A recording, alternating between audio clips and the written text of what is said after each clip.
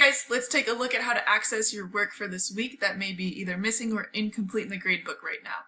So to check your grade first, you're going to click on gradebook. Mine looks different from yours, so I can't show you that, but that's where you would go.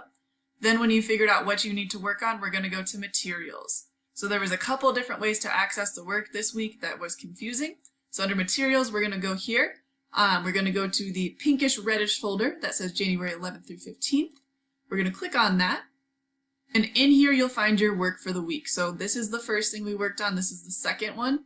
This one has 3 assignments linked in it, but it's one giant document. So just for your reference, that's what we're looking for. These names are the same in the gradebook, so you should be able to find that there.